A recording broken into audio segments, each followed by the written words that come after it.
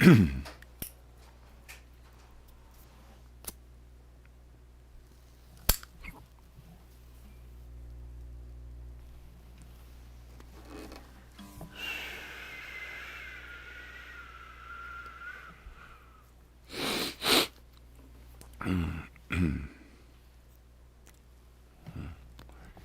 everyone, welcome to Jake Paints the Sky. I'm going to just play some music, but I want to fill you in on a couple of pretty mystical things from today. I'm going to burn a little Palo Santo out while we're at it.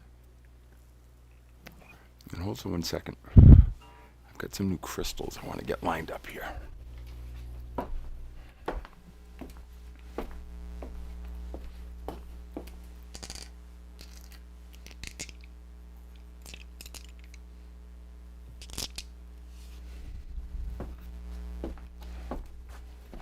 Sorry, Franklin. So we're adding, I don't like to call them protections. I don't need protection. But I want to focus certain energies because it's going to be go time. So we picked up some new ones today. Nice piece of tiger eye. I can have some clarity of vision. I love tiger eye because it just reminds me of my eyes, and I like my eyes. I've got some rose quartz here, and can you see that? It's a bird head. I saw today the osprey are back already here in New England. I wasn't expecting them for at least a couple of weeks. My favorite bird. They're so cool. Osprey, serial monogamous. They form a breeding pair every season. Whoever's around, so I don't know. And they stay together for that season, and they'll have their young. I generally only see one. I think maybe just one, and raise it and teach it to hunt. And by the end of the season, it's on its own. It's really cool. It's cool to watch the osprey. And some days it's a dozen, 15 up in the air. You hear them calling to each other, and they're just they're way up and they're just looking for the fish. And when they dive, it is so cool. It's just like as they dive down, the claws, the talons are out front, and you see them. They go dive right into the water. If they're lucky enough to get the fish, then they gotta get them out of the water, and they've got these talons that have barbs on it. So if they get a really big fish and it's too big, they're kind of screwed. You see them trying to get up because they're getting back in the water. It's really cool. Now, I live on a beautiful bay, a big bay. It looks not that big here, but it goes and it goes. It's called Buzzards Bay. And my father told me this. He's usually pretty good with this. Was pretty good with this stuff. He said that it got the name Buzzards Bay because they had misidentified the osprey. Thought the osprey were buzzard. Called it Buzzards Bay. The osprey were essentially gone from New England. I don't know, 30 years ago or so. And someone started creating better habitat for them. So they started just putting up tall poles with platforms on them, and the osprey go and they build their nest. A few along one of my walks, there's an old dead tree standing near some bogs, and there's a nest up top of that tree. And if it gets wrecked, they just build it again, and it's a really cool place. It's like totally natural. So that's cool. So I'm always kind of looking for when the osprey show up, and when they leave, it marks the beginning of spring, and basically when they leave around early September, mid-September, so beginning of fall, right? And so for me it marks the 2 seasons of my spiritual emergence. So I think it's pretty cool.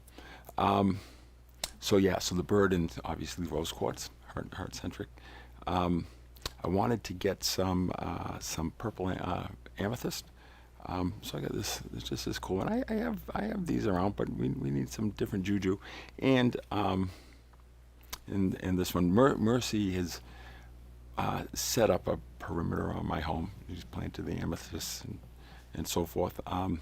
So when I think of the amethyst, that's one of Mercy's real power crystals. So, and when I think of Mercy, I cannot help but see the wings. So got this little angel amethyst. Amethyst. I'm gonna set that one right here.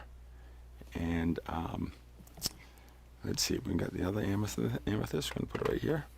And clear quartz. Clear quartz. A little. Can you see that little skull? Yeah. I'm down with the. That's it. That's that super powerful dark energy. The skull. And then finally, this is. Oh my goodness! My Jake's eyes are getting really bad. Yeah, bismuth. And that is the feathered serpent, Quetzalcoatl. Keeper of time. So, the energies are just outrageous. I mean, you can see people that just bouncing off walls everywhere.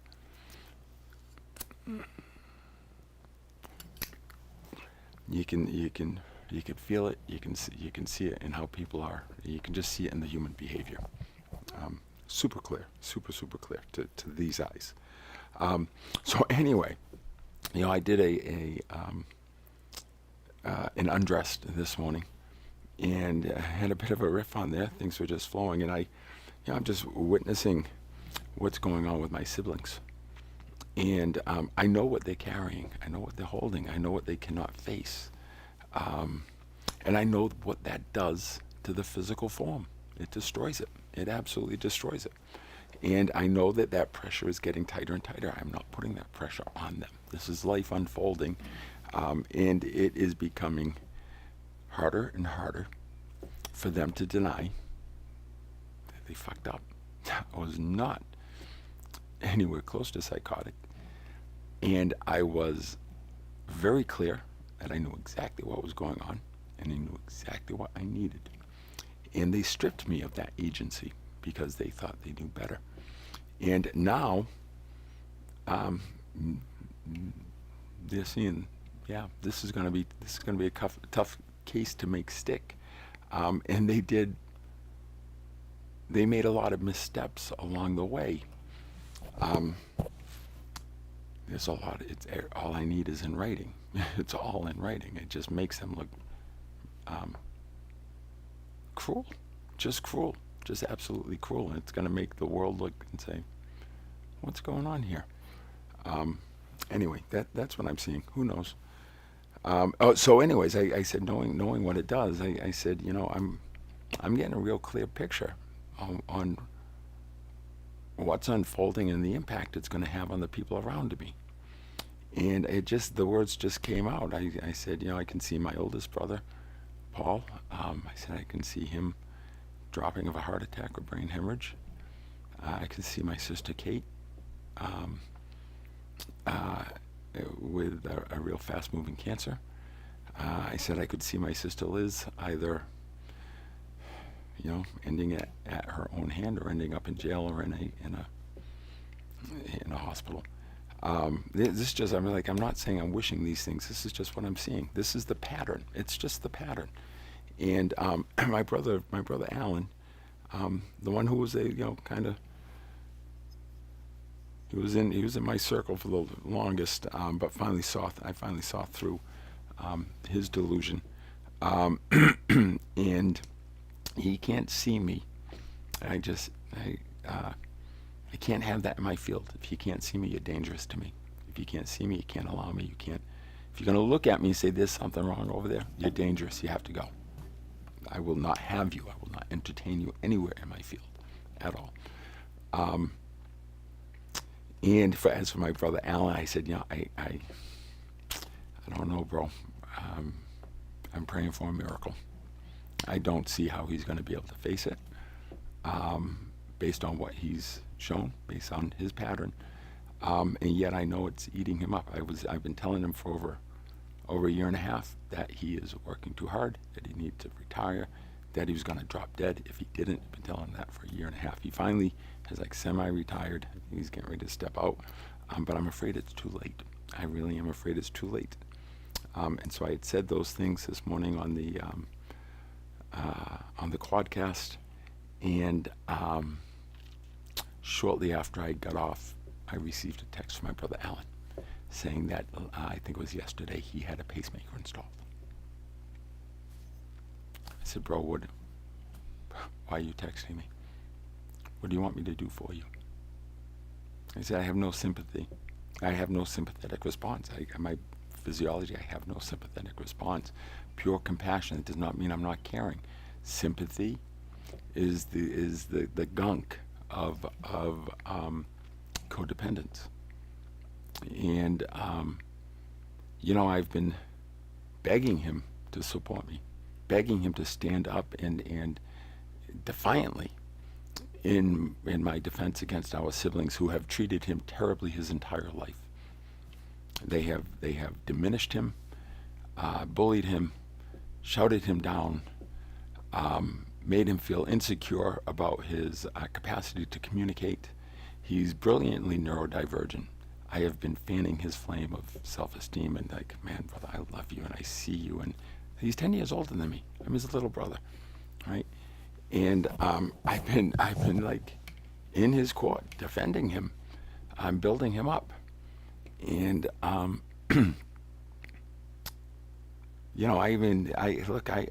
had a heart attack. I had a heart attack along the way on my journey. This was, I think, back April, May of last year. May, I think. And I told many people in my family. I told my sister. Well, I told my sister. I told my brother. I told my father. I told Hamilton. I told Sharon. My brother Alan was the only one that reacted with any level of concern. The others didn't even respond, right? And but yeah, he's not there. He can't stand up and protect me. And so what do you want me to do about this pacemaker? What is that? I told him previously. I'll reach back out to you when I have the capacity to engage with you. And then he sends something, says, I had to have a pacemaker. So I'm like, yeah. What do you want? What do you want? Are you looking for something from me? Do you not have enough support around you? I have nothing. I have nothing. Right? Well, I have mercy. But when it comes to family and everything I had before, it's all gone. So this isn't out of spite. I don't have any. I've offered my best to him. And he just can't do it. So he said, I thought you'd want to know. I said, bro, I'm dead to you. You treat me like I'm toxic. I need your, no. You mean you're just another toxic person in my life from my old life. Bye. Gone. I have no family. I'm okay with that. I have no family of origin. I will always be here for my sons if they ever find the courage to come in and meet me here. They got to work through their own stuff. I've been telling them for years, your mom is toxic. I've been saying it very, very gently, very, clearly, not ripping on her, but very matter-of-factly. She is toxic. You keep going back to her, and she continues to hurt you. Yet you keep going back to her, living in her house, taking her money. Look, you take my money, I offer my money, but I do not attach strings to it. She does. Every single nickel has a string attached to it.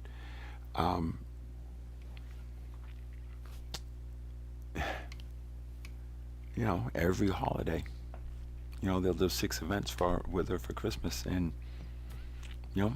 nothing. Okay, that's cool. I don't want them to feel obligated to me. That's the last thing I want them to feel. But they choose their own path. If you miss me, I'm here, kids. But I got stuff to do, and I'm really busy with that. I got a lot on my plate, and it's hard, and it's scary.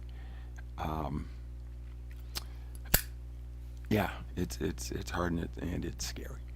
And they just don't understand that, and they don't trust their father. That's on them. That's on them. I have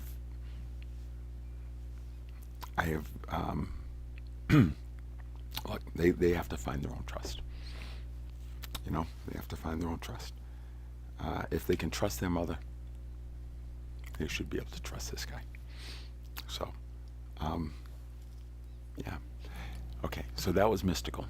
Sorry for a little bit of rant. Now, then, right after I'd gotten off the same time as about when I got the text from my brother. Maybe I got the text from him a little after. Mercy calls me. She's down in Florida. Oh, she called me and I missed the call, and she said, "Hey, 911, can you give me a call?" Oh yeah, of course. And so she said there was a lot going on down there. There was a 16-year-old nonverbal autistic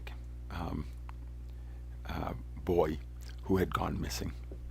He had gone missing, and it was like massive. There's helicopters and drones and police everywhere. It's like, quite honestly, given what I see going on around me, and as cavalier as authorities are towards an individual, specifically me, and I see it everywhere, it's curious. You know, we like bring out 150 people. I'm find the child, yeah, but like 150 people and SWAT and all this I'm sorry, it's an absolute overreaction. It is an absolute, and it creates a massive disturbance in the field. I mean, Mercy's on the phone and there's helicopters and everything. But so she says, "We need to pray. We need to pray." I said, "Yep." I said, "Have you got a name?" And I think she said it's Jaden. I said, "Okay." She started telling me about what she knew about Jaden, and she did not yet know what his diagnosis was. And so I asked, I said, "Does he have a diagnosis?" She said, "Yes, autism." Immediately I felt him. And I felt his distress, because Jaden is seeing things. Jaden is trapped in his body, as these autistic children are, and society is insisting that they have no special gifts, and it is obvious that they do. I mean, look at the telepathy tapes, right? I mean, I totally understand how it works, completely understand how it works, and they're convening in the psychic space that they call the Hill. It's I mean, come on, you're not going to get scientific proof. You got to tap into this, and you have to see what's right in front of you. So anyway, when I felt that, I said, "Mercy, I found him. I feel him." And she said, "Me too. He's sleeping in the back of a car." Right. and so we're praying, and we're praying as Mercy taught me. We don't say, "God, please." We say, "God, thank you. Thank you for having led us to this boy. Thank you for keeping him safe in your hands, and thank you for starting to move his life into a more full direction." The next text I got from Mercy was, he'll be found at 11:20. He was found today at 11:20. Yeah. It's like the other day on Sunday when my power went out, and it have a pretty significant repair done in the rain on a Sunday. Didn't know if we'd get an electrician. Didn't have anything lined up. Mercy said, "Your power will be back on at 6 p.m. By 6 p.m. I swear to God, lights flicked on, looked at my thing, and it just turned to 6:01. I mean, prayer, trust in God, trust in that which is greater. This is not, "Oh God." No, this is just a knowing that this is like, it's alive. It just becomes obvious. It just simply becomes obvious. You don't have to live your life this way, but you're missing it. If you're not, you're missing it. You're missing all of it, because you're trapped in just a little piece. I'm just Jake. Jake's talking awfully fast. Sorry. We had to deal with a little more shade again in the forest today with the dogs. But Jake spoke his mind. Jake spoke his mind to this gentleman. The cruelty has to stop. And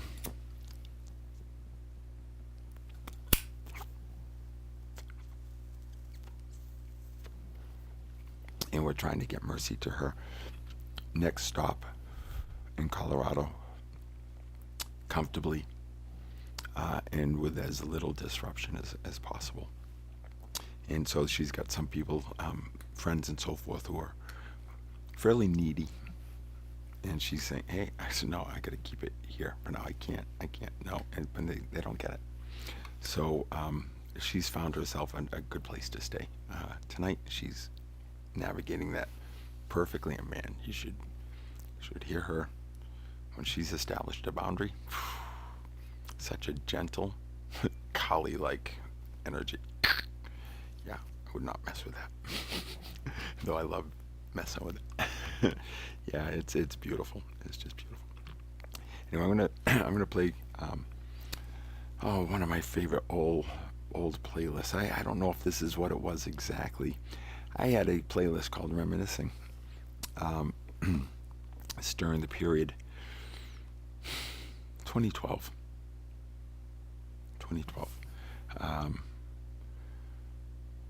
In before, when my first marriage was absolutely falling apart, I was in a boy, that was a time. And had started trying to get myself back in shape, and I didn't know why, but it was because running was to be my solace. Turn this, I just pounded out. But I would play this playlist a lot, and there's one song on, I think, Cool Change. It's time for a cool change. There's another one. What's that? I don't know if it's on here. Yeah, I think that's Cool Change. If there's one thing in my life that's missing, it's the time that I spend alone, sailing on the clean and something sparkling waters. Yeah, I love that song. That really resonated. It was hard. I was, been married a long time, 20-something years. 2 children I absolutely adored. Could not imagine not waking up and going to sleep in the same home with them. And yeah, I knew I had to save myself, and I was dying. It was horrific. It was absolutely horrific. And as it turns out, she'd been having affairs all the time. So it was a very challenging time. But still, the playlist is sweet. I enjoy it. So we'll just play a little bit of, we'll see where we go with this. I'm going to start with Reminiscing, and then we're just going to let it shuffle up.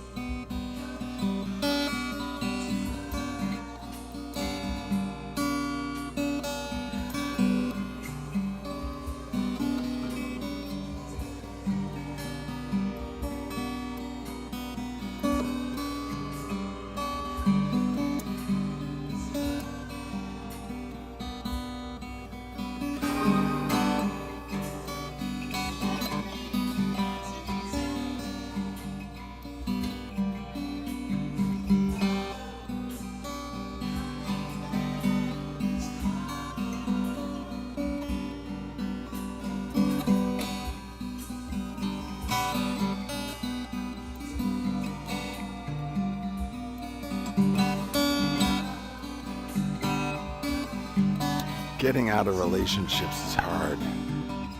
At least it is for me.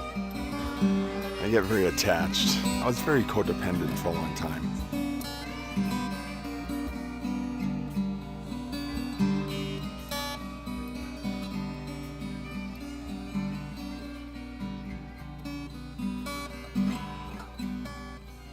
If leaving me is easy.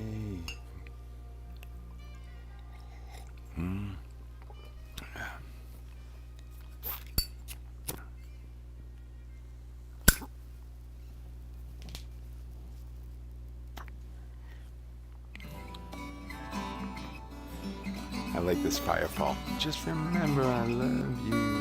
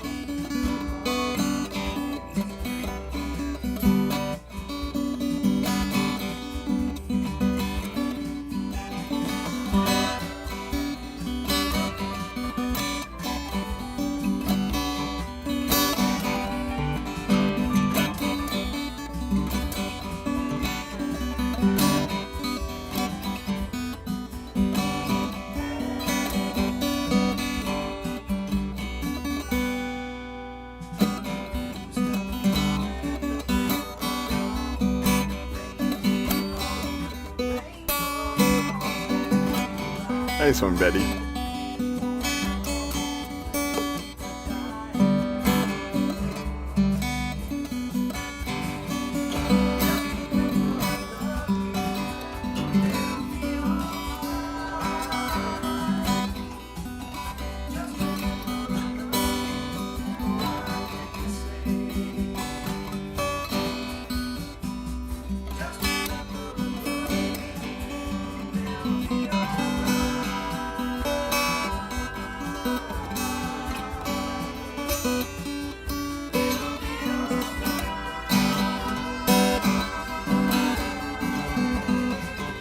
Sometimes Betty just likes to fun and play around.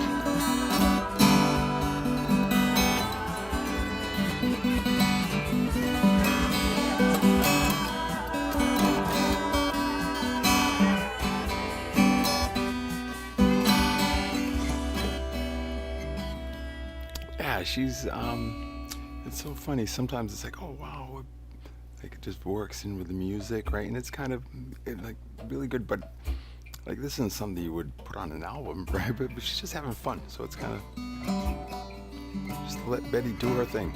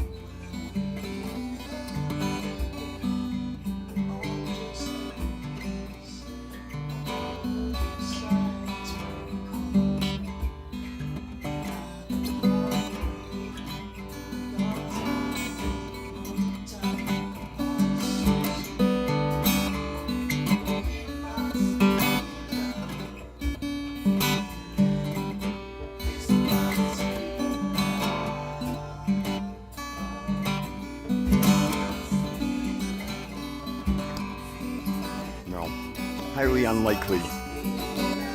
Phil needs someone else. Need. It's okay. We're gonna work through that.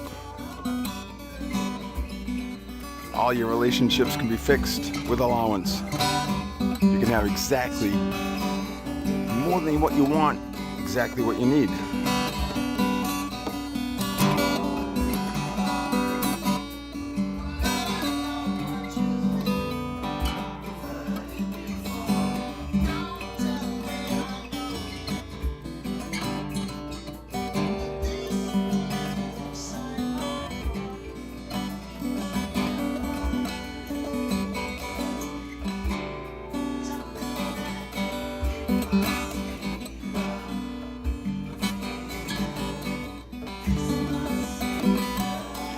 So many irons in the fire. I really do. It's really.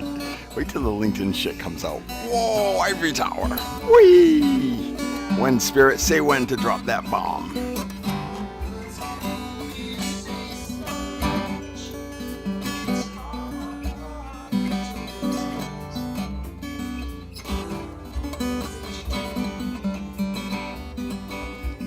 A lot of dissonance in the face and the head.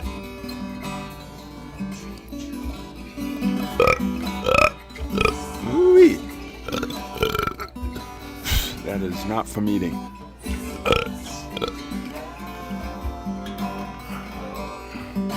Got a lot of swelling in the gums near one of my broken teeth. And it's just kind of like fear down. We work it energetically.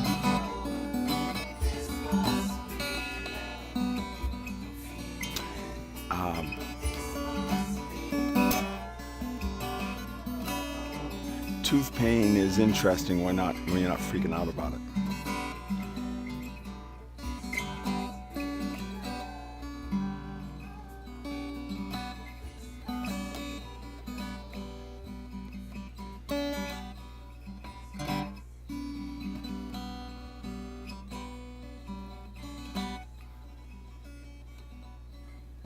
This one.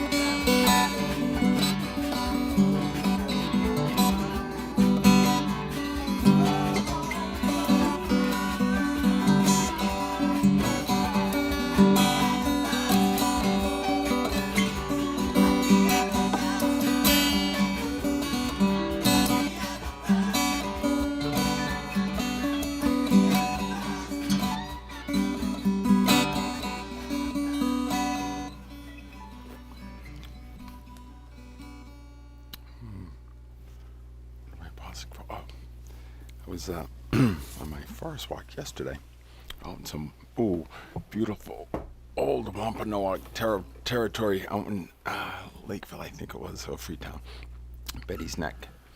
Drove past the old Wampanoag Cemetery, Royal Wampanoag Cemetery, and then we're in the woods, and it was just everywhere we turned. There was just another sign from Spirit, and just always reading the signs, and found this collection of feathers, and it was like so obvious it was there. It was there for me, and it looked like there had been a skirmish.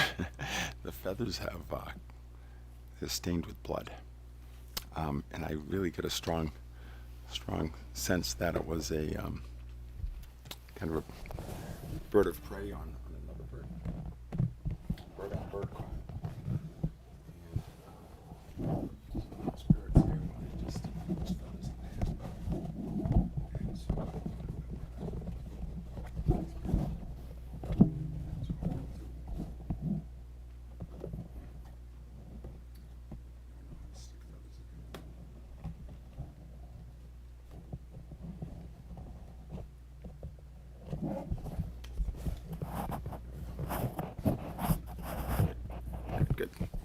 Good. Zeke Star's got a feather in his cap. Zeke Star's got a feather in his cap.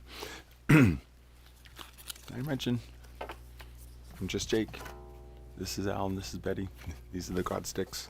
Put it all together and we're Jake, Al, and Betty. We call ourselves Cosmic Buskers. Jake, having gone through a massive complex sequence of traumas in every aspect of my life and my being, literally, 9 months ago. It greatly exacerbated condition of my nervous system that's related to a Kundalini awakening. So I have effectively this Kundalini illness. It's a condition of the central nervous system, which is rather spectacular. Means I have to live my life in a certain way. I live in a state of flow. I don't do any planning. I have to go where life takes me. My body will simply not do anything else.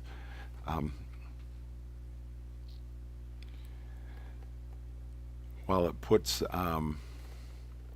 means I have to live unconventionally, and that can be a challenge in this world, I dare you to be different.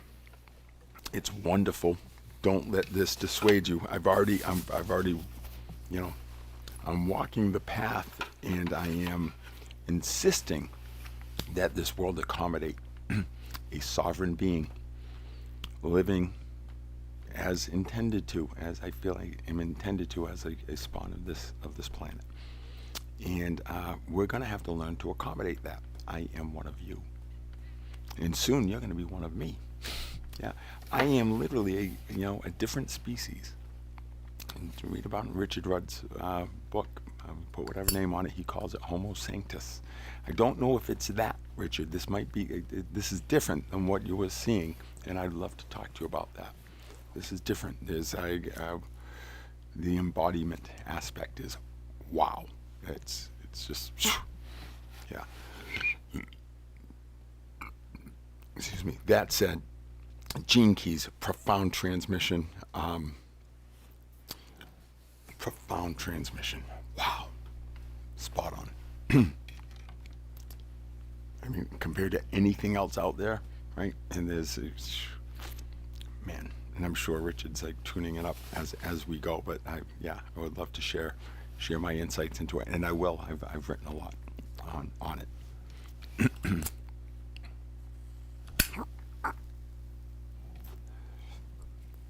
And so I can't work. I'm in a state now where I cannot work.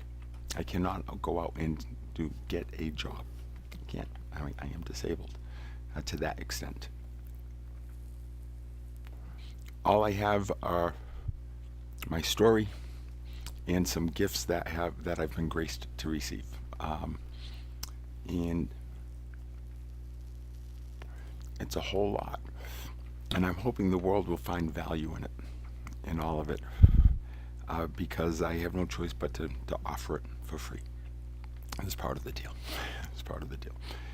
Um,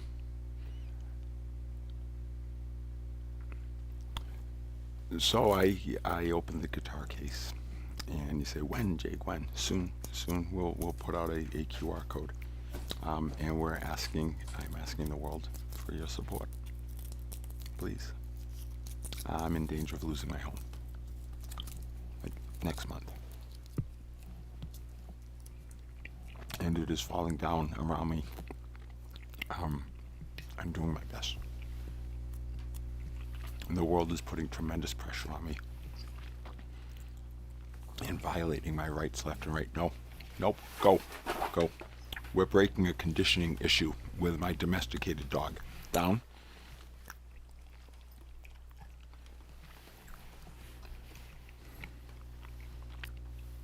Franklin is learning that you do not ask for a treat. Spirit gives you a treat when Spirit gives you a treat. If I'm eating, that's my food. No, you do not get to come and stare at me. Are you hungry? Here's your bowl. Not hungry? Get out of the house. Get away from me. No. Lack of sympathetic response is a superpower. Superpower. It does not, it actually is opposite what you think. Oh, he's not a caring individual. No, super caring. Super compassionate. Super empathetic. I feel what you feel. I've felt it all. I get it. And I know where you're going. And I'm not going to let you suck at me.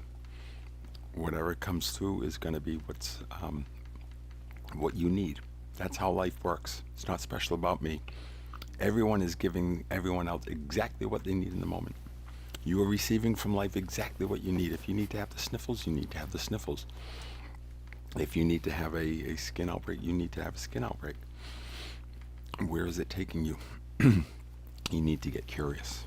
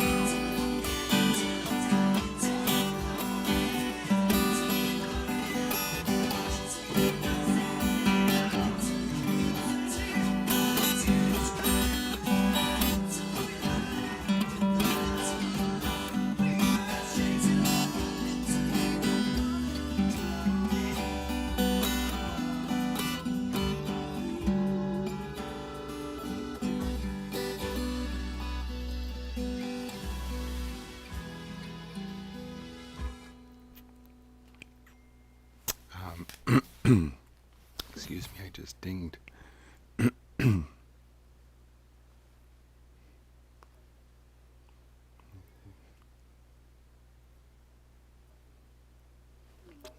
good. Mercy's got something to eat. Oh my God.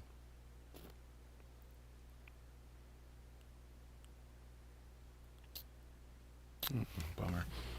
She's trying to get into an Airbnb. First, the woman keeps pushing back the check-in time. Now it's like 10 o'clock for a one-night stay. It's like first she pushed it back to 8, and then it's like, what are you doing? What are you doing?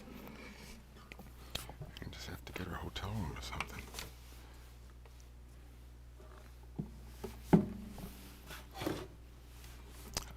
Yeah, I think we're just gonna.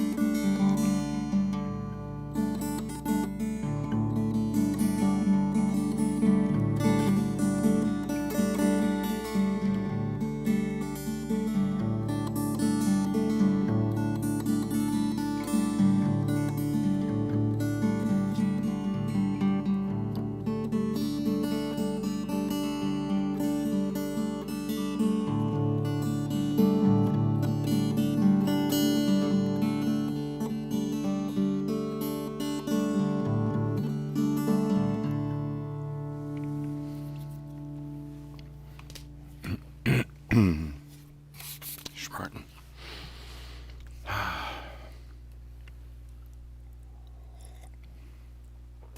Thanks for dropping in and witnessing. It's always alive. It's always alive. Quadcasting, sweet. Combined sight, sound, thought, and communion with that which is greater, with each other.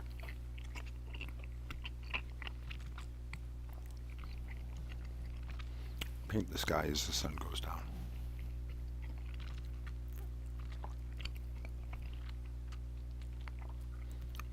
The night, the darkness, simply provides another canvas. It's different paints.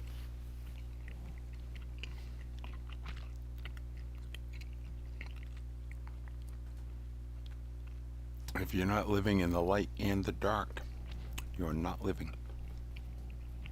You're avoiding.